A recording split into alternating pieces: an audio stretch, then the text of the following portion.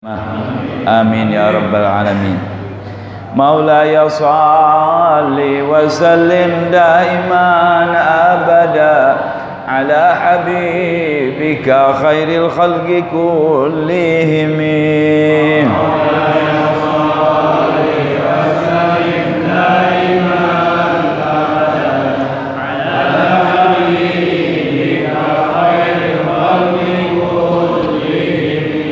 من تذكر جيران بذي سلم مزجت دمعا جرى من مقلة بدم.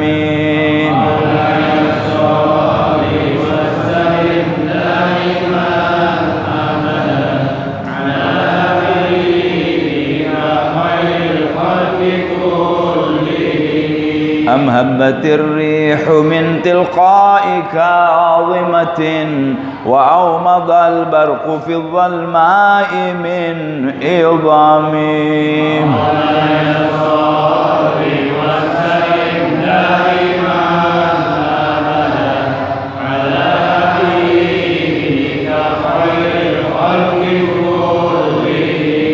فما لعينيك إن قلت اكففاها متى وما لقلبك إن قلت استفيق يهمي.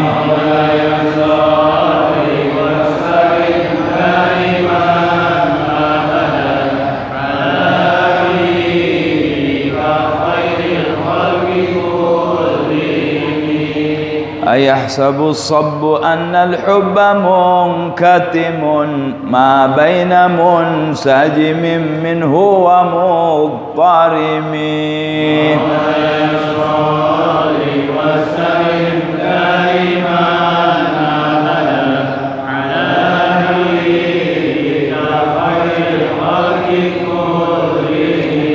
لولا الهوى لم ترق دمعا على طلل ولا ألقت لذكر البان والعالم.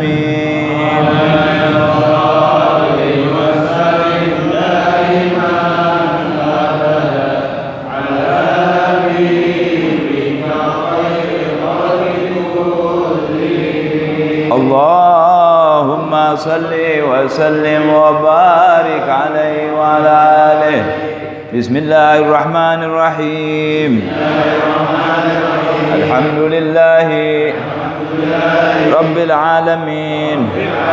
اللهم صل على سيدنا محمد وعلى آل سيدنا محمد. اللهم إني أسألك فهم النبيين وحفظ المرسلين وإلهام الملائكة المقربين. اللهم أغنني بالعلم وزينني بالحلم وأكرمني بالتقوى وجملني بالعافية يا أرحم الراحمين. بسم الله الرحمن الرحيم. الحمد لله رب العالمين والصلاة والسلام على أشرف الأنبياء والمرسلين سيدنا ومولانا محمد وعلى آله وصحبه أجمعين. قال مولانا الشيخ المؤلف رحمه الله تعالى وأدم النفع به وبعلوم في الدارين آمين. وهو الشيخ سالم بن سمير الحضرمي في كتاب سفينة النجاة إلى أن قال فصل شروط القصر سبعة. Masih dalam hal salat, setelah kita mempelajari jamak tarik atau takdim dan jamak takhir, ulur, jamak ulur, jamak takhir, maka dilanjutkan dengan sholat qasar. Ya, apa itu sholat qasar? Melaksanakan sholat yang 4 rakaat menjadi 2 rakaat dengan alasan tertentu, bukan sekehendak hati, ada alasannya.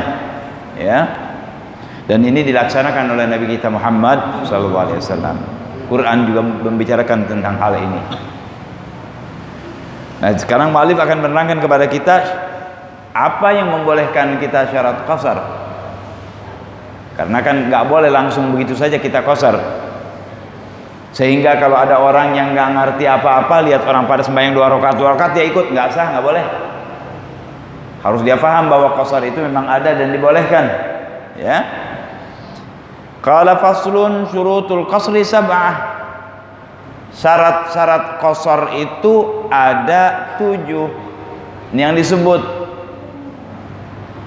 Tapi yang mensyarahkan kitab ini ada menambah yang tidak ditulis oleh Maulana pengarang. Ya. Qala al-qasru an tusallal maktubatu ar-rubaiyatu rak'atain.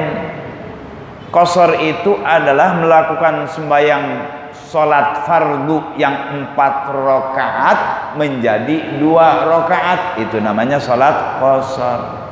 Kalau sempurna tamam. Ya. Mana hadirin yang bisa diqasar? Yang 4 rakaat saja. Zuhur, asar, dan isya.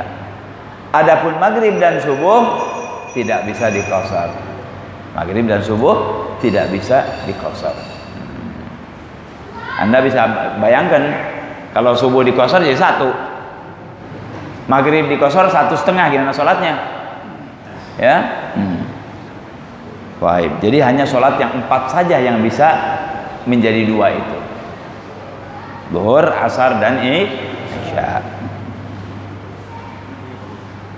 Jadi syarat-syarat yang disyaratkan untuk dibolehkannya qasar itu bagi orang yang bepergian.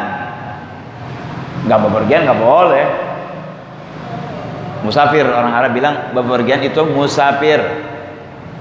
Kalau di kita musafir ada 2 bahasa Sunda, musafir orang tukang minta. Ya. Kenapa disebut musafir? Karena orang yang dulu itu yang bepergian jauh, mereka untuk menambah ongkosnya minta-minta. Makanya disebut musafir, ya. Tapi musafir di sini artinya orang yang bepergian. Dalam hal ini bepergiannya pun ada batasannya. Kita bepergian ke Tanah Abang, bepergian. Kota bepergian, Tangerang bepergian. Tapi ke Cirebon, Surabaya, Malang, Mekah, Madinah itu bepergian musafir, ya. Ada hal yang tidak disebut, tapi dia juga merupakan dibolehkan. Kalau tidak ada ini nggak boleh dia. Apa dia harus? Kalau misalnya melanggar ini tidak boleh dia melakukan qasar. Sekalipun 7 itu sudah ada. Mana hadirin? Ada 4 hal yang tidak disebut. Jadi kalau ditambah dengan yang ini 7 jadi 11. Anda nggak usah bingung. Dengarkan aja dulu. Ya. Yang pertama, qasdu maudhi'in ma'lumin walau bil jihah kalhin. Orang yang bepergian enggak sembarangan bepergian. Yang kabur bepergian. Yang melarikan diri bepergian. Tidak boleh bepergian begitu saja, harus punya tujuan. Ini agama bukan main-main. Perginya ada tujuan. Ente mau kemana? Anak nggak tahu mau kemana. Nggak boleh qasar. Saya mau ikuti arah kaki saya, nggak boleh qasar. Ikutin deh arah kaki ente sampai bengkak sana, nggak boleh qasar. Orang yang mau qasar itu harus punya tujuan. Mau kemana anda? Cirebon, oke, qasar. Di atas 80 kilo. Mau kemana? Indramayu. Mau kemana ente? Banten. Ya. Nah.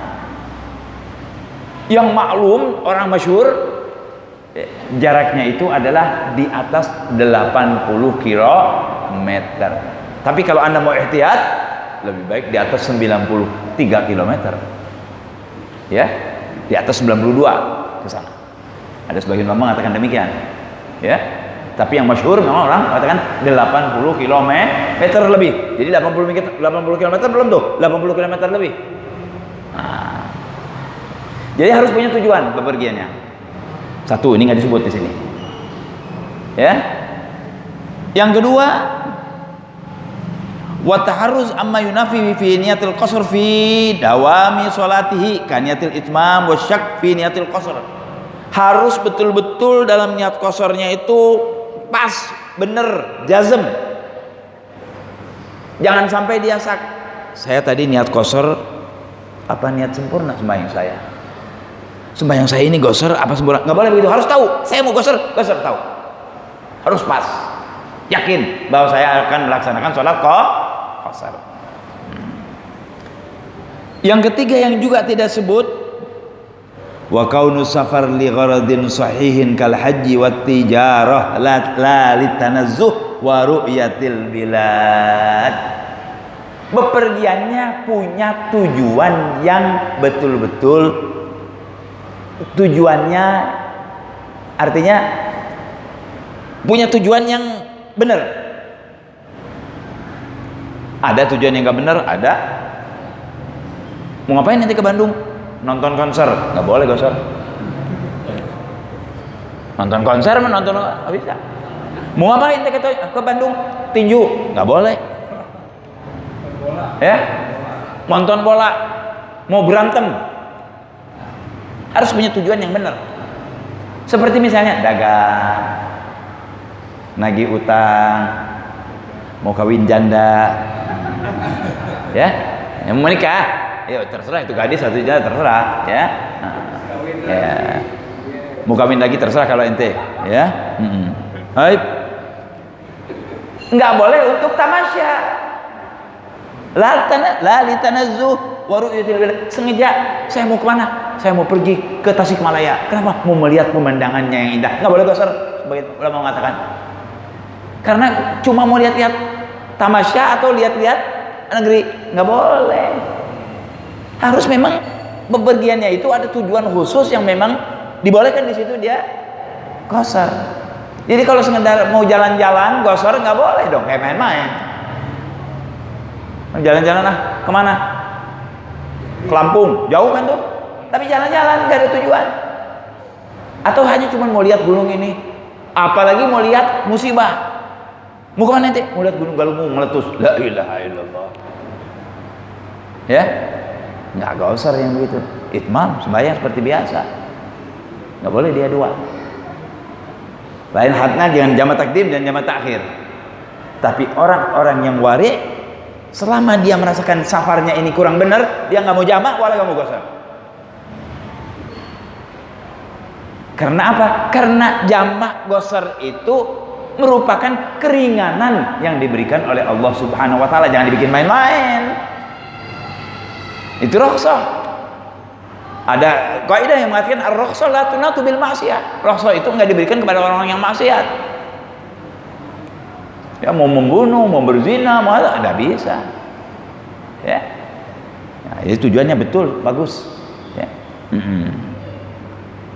Yang terakhir wa mujawazatus suwar fil baldatil musawwarah wal umran fi ghairiha.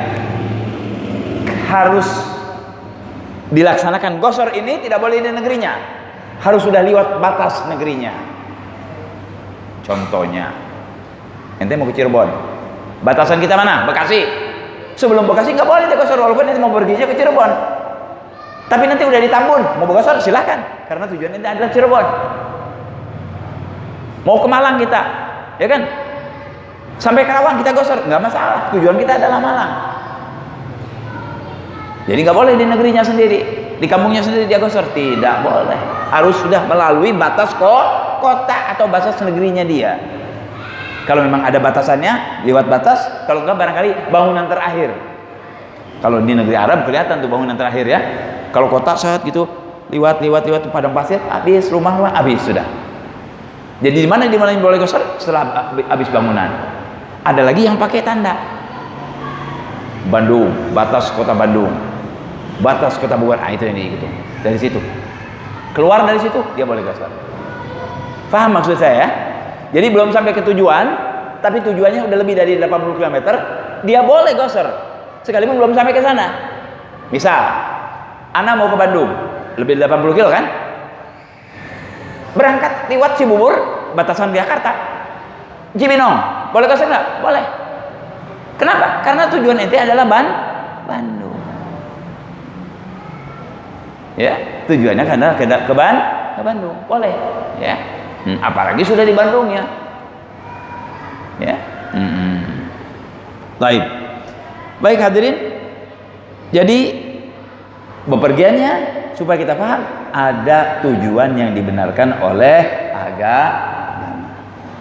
Jangan hanya sekedar main-main, sekedar tamasya, sekedar lihat gunung, sekedar lihat pemandangan, ya. Baik.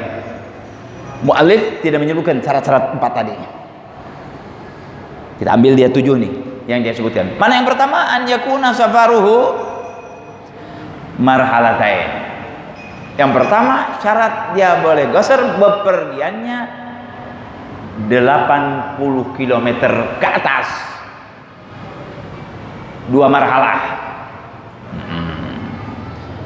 Al-murad bil marhalatain al-yawman al-mu'tadilan dhahaban faqat bisairil hayawanatil musaqqalati bil ahmali ma'a tibaril hat wat tirhal wan nuzul li nahwi salatin wa aklin wa syurbin wa istirahatin alal ada.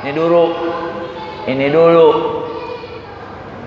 apa katanya kurang lebih 2 marhalah itu?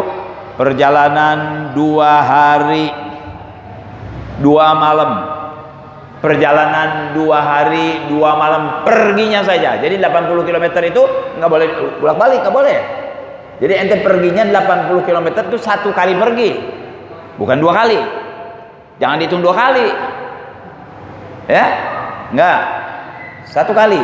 Kalau boleh dihitung 2 kali, nanti misalnya pergi kita ke Karawang 40 kilo, pulang pergi, saya boleh gak dong, udah pulang pergi. Nggak, harus perginya saja 80 kilo. Kalau dulu itu 2 hari 2 malam dengan perjalanan kendaraannya adalah binatang, onta tentunya, atau keledai yang diisi segala macam, ya, bekal-bekal, termasuk di dalamnya untuk istirahat, ngambil air, sholat, makan, minum, seperti yang biasa dilaksanakan oleh orang-orang. Itu 2 marhalah dulu. Sekarang 80 km ke atas.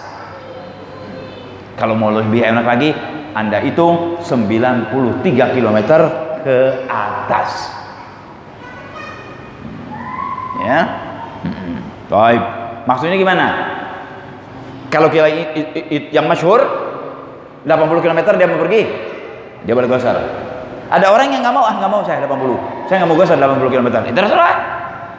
Dia mau ngambil gol itu, saya kalau belum 90 km saya nggak mau qasar. Terserah, jangan disalahin, jangan.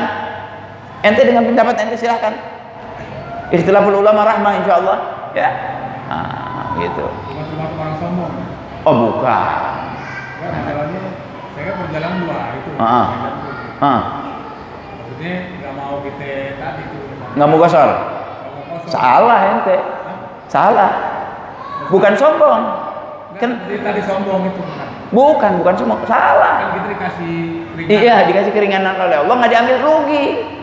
Bukannya orang sombong, orang rugi. Allah ngasih keringanan buat kita. Kan orang dalam perjalanan banyak sibuk, banyak, Allah kan lebih tahu. Ambil ini kenikmatan dari Allah. Allah itu senang kalau kita laksanakan keringannya. Kenapa? Anda kan tambah bersyukur kan sama Allah. Ya Allah, alhamdulillah. Coba kalau sholat 4 saya capek, ini dikasih 2. Kalau sholat sendiri, dhuhur sendiri, asar sendiri, isya sendiri, maghrib sendiri, susah. Alhamdulillah, saya bisa gabung dhuhur asar dengan qasar 2. Ya, jadi saya bisa punya waktu lama. Maghrib bisa demikian pula. Kan nikmat dari Allah. Tambah bersyukur kepada Allah. Tapi kalau umpamanya tadi tetap 4, tetap di waktunya, mungkin Anda, aduh, kok susah bener ya. Saya baru sholat dhuhur, sekarang udah asar, sekarang udah maghrib, isya, aduh capek bener ya. Bisa jadi mengeluh, bisa jadi tidak syukur kepada Allah. Kadang-kadang bisa jadi kurang ajar sama Allah SWT, gitu. Jangan, laksanakan itu izin dari Allah. Nikmati, ya. Kayak kita dikasih hadiah, jangan ditolak, ambil, ya. Baik. Jadi yang pertama, saudara, syaratnya adalah perjalanan yang ia lakukan itu 1 kali perjalanan 80 km ke atas. Jelas? Baru kita boleh sholat qasar. Belum tentu nih, bentar dulu. Apa hanya itu saja? Belum, itu hanya jarak. Yang kedua, Wa an yakuna mubahan. Yang kedua adalah perjalanannya mubah.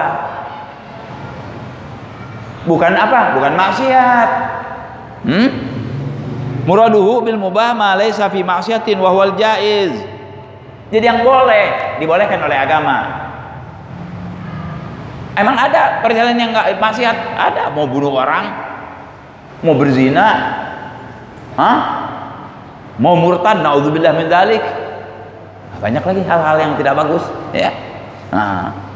Fayashmulul wajib, ada pergi wajib. Seperti apa?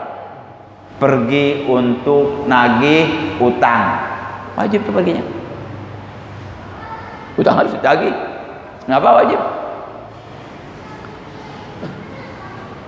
Haji, ya, bagi yang wajib. Wal mandub kasafari silaturahim, atau yang disunahkan. Kita disunahkan silaturahmi. Perginya kita silaturahmi boleh, ente pakai. Ya. Yang wajib, yang sunnah. Wal mubah dan mubah. Mubah kan seperti dagang. Mubah. Ya. Mubah itu dilaksanakan mendapat tidak apa-apa, ditinggalkan juga enggak masalah. Kalau karena Allah dapat ganjaran meninggalkannya. Ya. Baik. Perjalanannya mubah. Seperti dagang. Ya. Apalagi nikah. Bisa jadi wajib juga malahan nikah tuh. Ya. Ziarah? Ya, termasuk sunnah lah. Ya. Nah, mubah bisa juga masuk, ya. Sunnah bisa juga, ya. Wal makruh, karena ziarah ada kuntu nahitukum an ziyaratul qubur ala fazuruha, Nabi bilang sunnah. Kalau Nabi menyuruh kan sunnah, ya. Nabi juga melaksanakan ziarah. Wal makruh, ada bepergian makruh kita, seperti bepergian sendiri, makruh tuh. Bepergian sendiri makruh. Kenapa saudara? Kalau ada ngapa-ngapain Anda nggak ada yang tahu. Mati di jalan kagak ada yang tahu, apalagi nggak bawa surat keterangan. Ada yang mau menyelakakan kita nggak ada pembela, nggak ada yang bela kita. Sakit di jalan juga sepot. Tapi kalau ada teman di samping kita bisa ngobrol, juga bisa membantu dalam keselamatan, keamanan. Makanya dimakruhkan bepergian sendiri, ya. Kasafari wahdah, atau yang makruh lagi dagang, tapi dagangnya alat-alat orang mati, makruh tuh. Buat dagang kafan, makruh tuh, ya. Halal nggak halal, tapi makruh. Jadi mendingan gimana tuh? Mendingan kita kalau memang punya kemampuan, ya, jangan untuk orang itu kita jual kafan itu, kita kasih, ya, kita kasih. Jadi jangan berusaha di hal yang makruh, ya. Dagang-dagang gitu tuh, alat-alat kematian itu hukumnya adalah makruh di dalam syariat kita, ya. Boleh tapi, ya, boleh. Galalit tijaro fi akfanil mauta, seperti orang yang jual beli untuk kafan orang mati, ya. Baik, yang pertama perjalanannya 80 km ke atas. Yang kedua perjalanannya bukan yang maksiat, ya, mubah. Itulah yang kedua. Baik, yang ketiga, wal ilmu bijawazil qasri, orang yang mau sholat qasar, jalannya benar, dia mau ziarah, mau silaturahmi, mau dagang, ya, dagang mobil kayak dagang baju kayak, atau terserah dagang yang dibolehkan. Terus jaraknya sudah 80 km. Kalau dia mau sholat gosor, dia harus tahu bahwa gosor itu boleh, ada ilmunya. Jangan ikut-ikutan. Dia belum pernah tahu tuh gosor itu apa, nggak tahu. Dia lihat ini orang sembarang 2 rakaat. Dia bisa sembarang dhuhr 4 rakaat. Kok 2 rakaat? Enak nih ya. Lihat lagi ini 2 rakaat. Pak, ente kenapa sembarang? Oh, ini namanya gosor. Oh begitu. Boleh ya? Boleh. Ikut. Nggak boleh begitu. Dia harus tahu. bahwa gosor itu dibolehkan oleh agama. Paling tidak dia pernah ngaji, kan jadi tahu. Ya, jangan ikut-ikutan. Dia nggak tahu nih sholat 2 rakaat, kenapa jadi 2 rakaat nih? Karena ikut saja, nggak bisa gitu. Harus dia tahu, oh ini gosor, memang dibolehkan di dalam agama. Jadi dia harus tahu, ada ilmunya.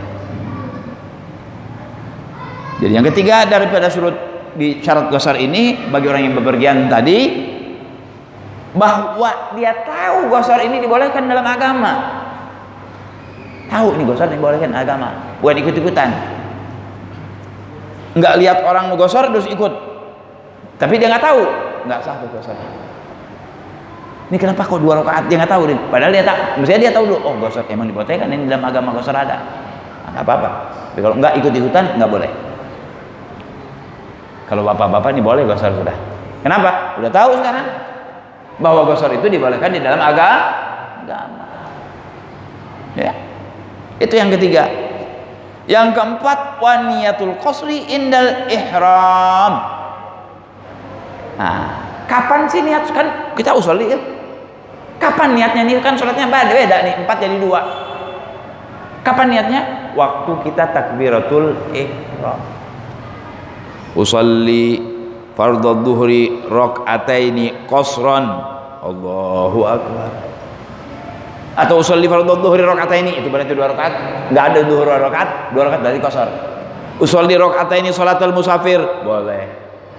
Qasran boleh. Rak'ataini boleh. Tapi lebih baik kalau kayak macam kita pakaiin aja qasran. Usalli fardhu dhuhri rak'ataini qasran, kalau makmuman, kalau imaman. Usalli fardhu dhuhri rak'ataini qasran makmuman. Allahu akbar. Kalau makin mugaddam nanti takdim. Muakhiran takhir. Ya, kapan niatnya?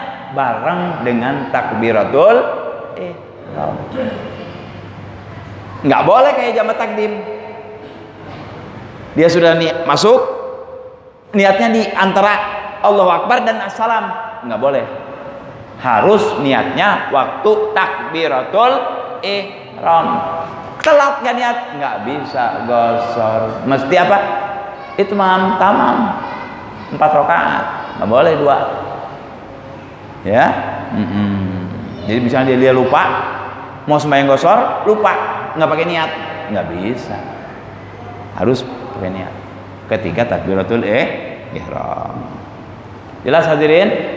Jadi kalau misalnya itu udah niat nih, niat jam gosor kan. Terus begitu kita sampai di satu tempat, misalnya sholat zuhur.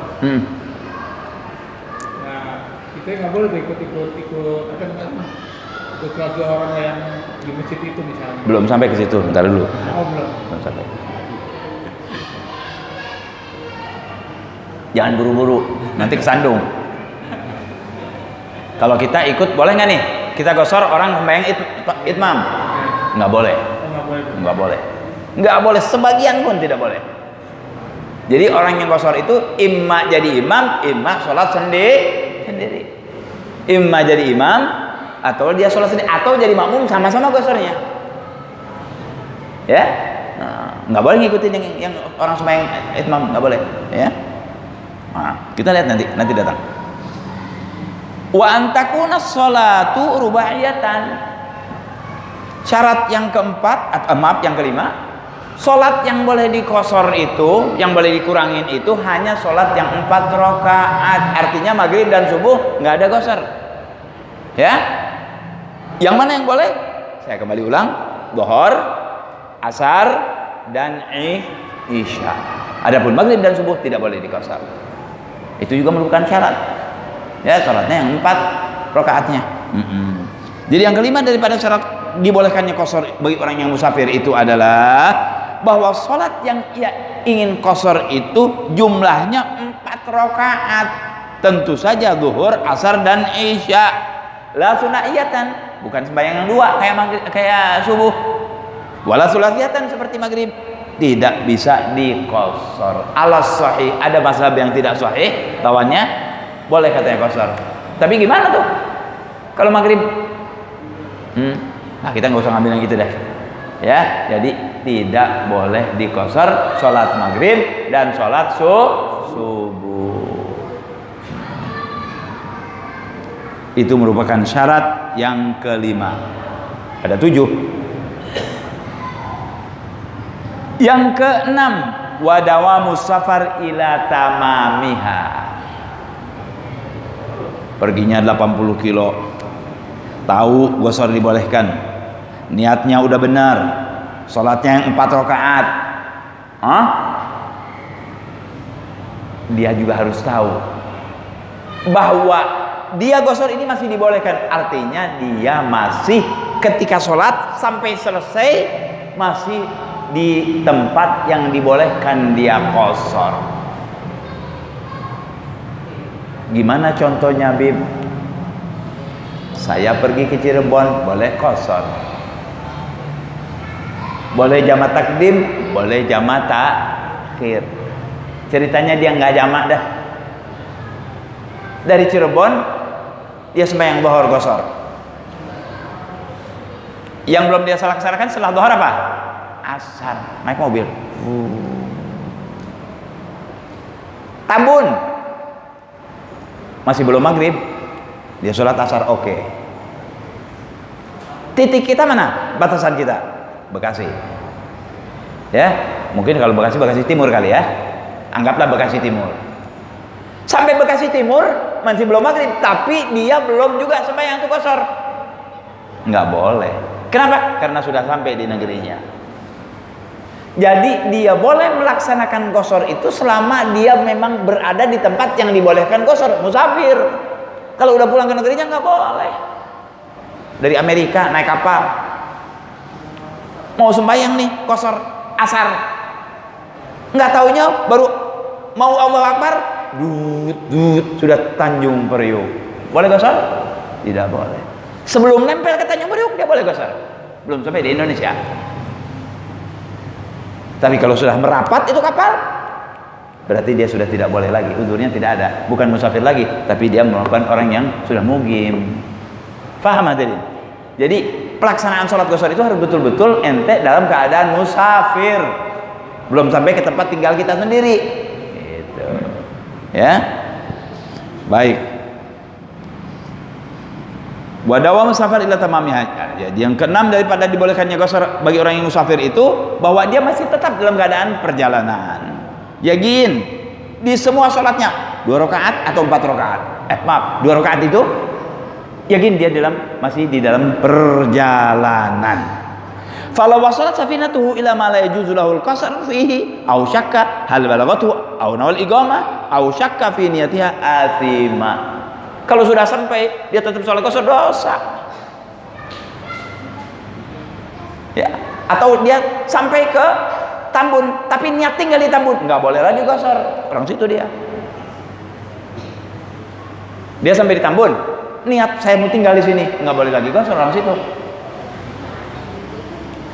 Atau tadi sampai perahunya nempel, nggak bisa.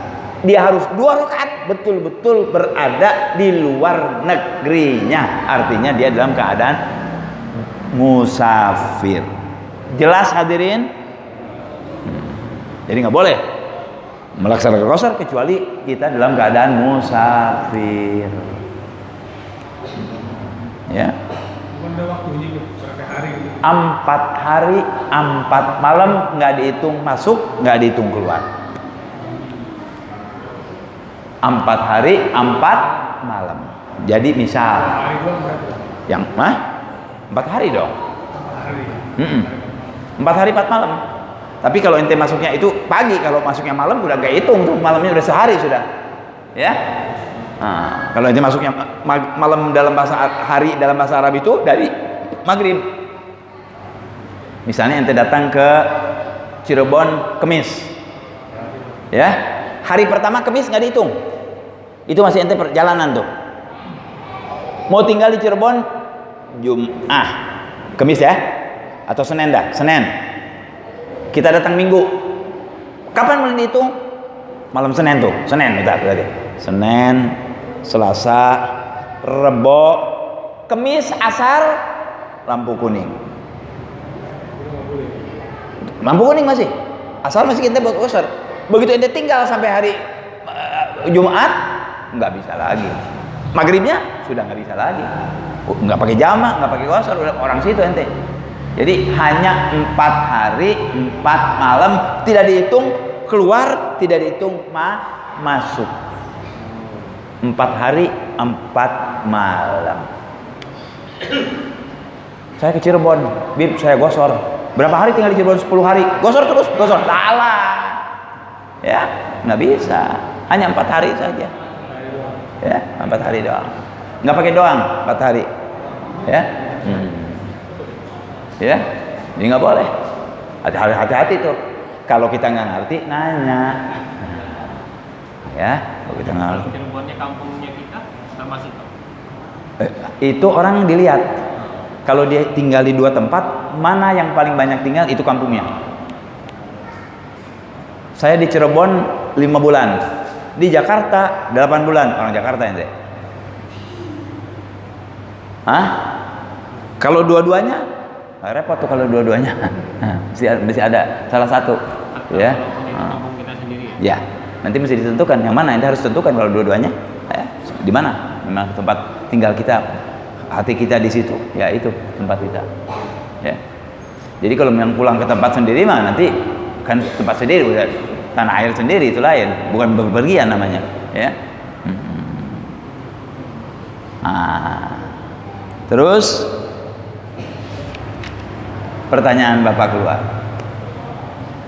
Syarat yang terakhir, wa an la yaqtadiya bi mutimmin fi juz'in min sholatihi. Orang yang melakukan sholat qashar tidak boleh ikut dengan orang yang sembahyang sempurna walaupun 2 detik.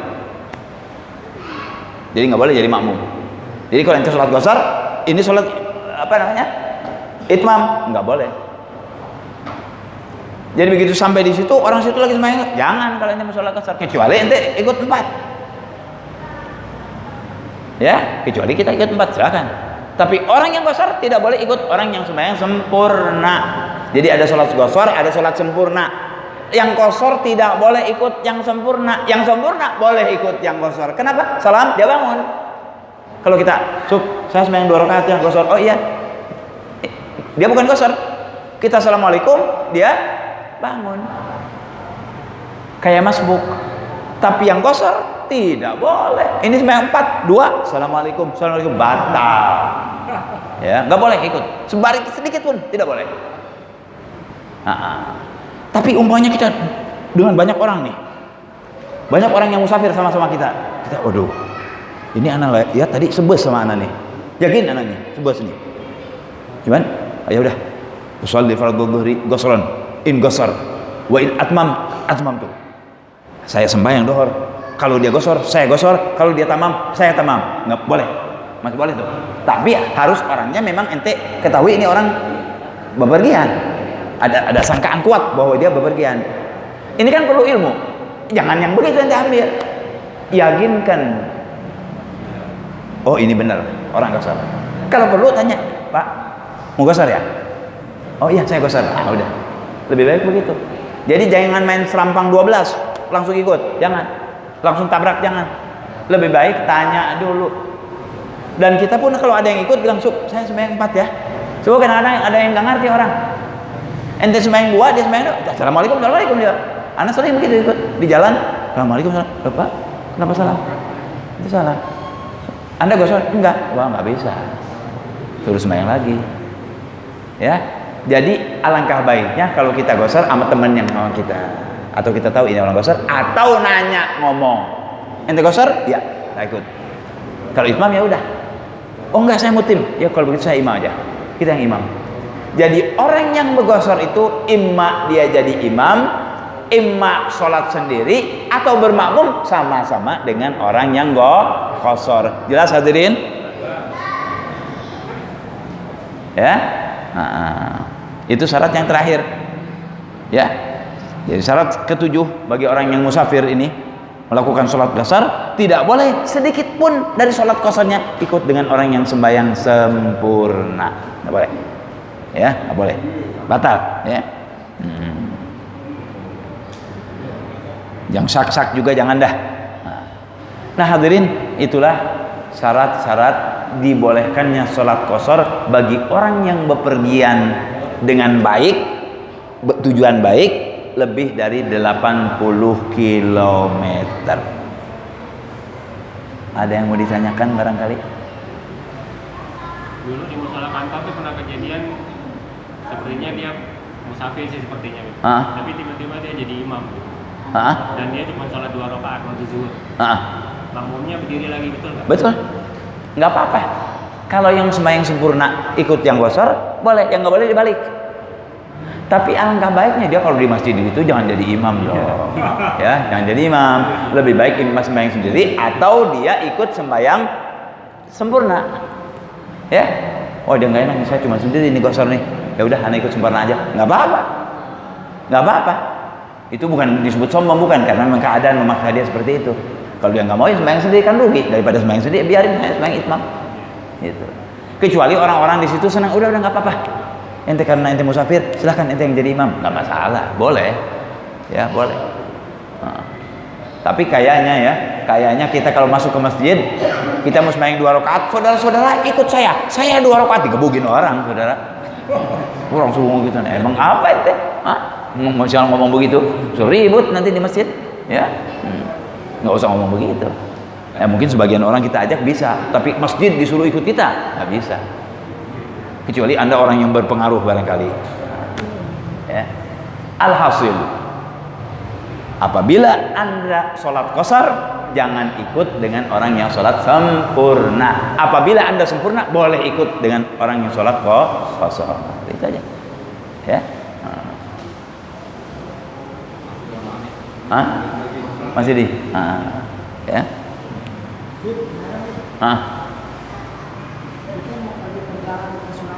Ya. Ya. Pas masih dalam Jakarta, lagi ada duhur, kita boleh qashar nggak di Jakarta? Ada yang bisa jawab nggak? Anu dijelasin tadi. Boleh nggak? Nggak boleh. Kenapa? Masih di belum sampai batas negeri ente. Nggak boleh, masih di Jakarta. Harus sudah keluar dari Jakarta. Mana kita keluar Jakarta? Barangkali saya pengetahuan saya mungkin tidak itu. Kalau ke barat Tangerang, ke timur Bekasi timur mungkin ya, atau Bekasi Barat, wallahu alam Bekasi Timur atau Bekasi Barat, nggak paham ya. Sana Cibubur, sana laut. Ya, yang paling dekat batas qashar kita Tanjung Priuk, keluar tuh.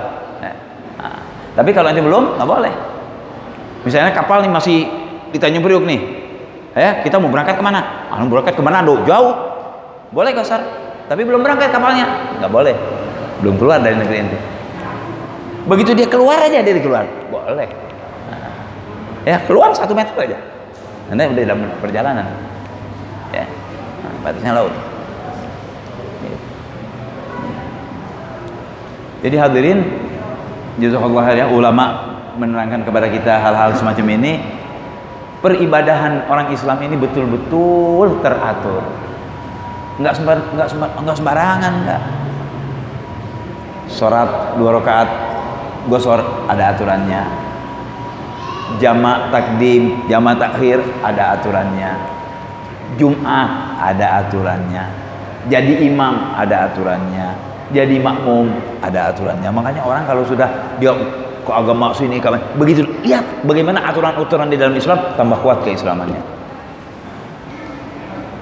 Mereka tahu bahwa ini agama bukan ciptaan orang, tapi memang benar-benar dari Allah Subhanahu wa Ta'ala. Alhamdulillah kita dijadikan umat Nabi Muhammad SAW. Mudah-mudahan ditetapkan iman Islam kita sampai akhir hayat kita, insyaallah ya. Nah, amin ya rabbal alamin. Nah, ya udah kita cukupkan segini. Mudah-mudahan ada manfaatnya.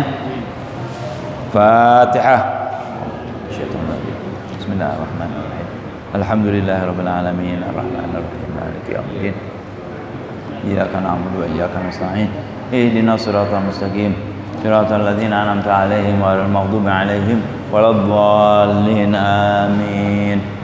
ربنا انفعنا بما علمتنا رب علمنا الذي ينفعنا رب فقهنا وفقه أهلنا وقرابات لنا في ديننا مع أهل القتر أنثى وذكر رب وفقنا ووفقهم لما ترتضي قولا وفعلا كرما وارزق الكل حلالا دائما وأخل أتقياء علما نعوذ بالخير ونكفى كل شر ربنا أصلح لنا كل شؤون وأقر بالرضا منك العيون واقض عنا ربنا كل الديون قبل أن تأتينا رسل المنون واغفر واستر أنت أو أكرم من ستر وصلاة الله تغشى المصطفى من إلى الحق دعانا والوفاء بكتاب فيه للناس شفاء وعلى الآل الكرام الشرفاء وعلى الصحب المصابيح الغرر اللهم اهدنا بهداك واجعلنا ممن يسارع في رضاك ولا تولنا وليا سواك ولا تجعلنا ممن خالف أمرك وعصاك وحسبنا الله ونعم الوكيل ولا حول ولا قوة إلا بالله العلي العظيم وصلى الله على سيدنا محمد وعلى آله وصحبه وسلم والحمد لله رب العالمين والعفو منكم. السلام عليكم ورحمة الله وبركاته.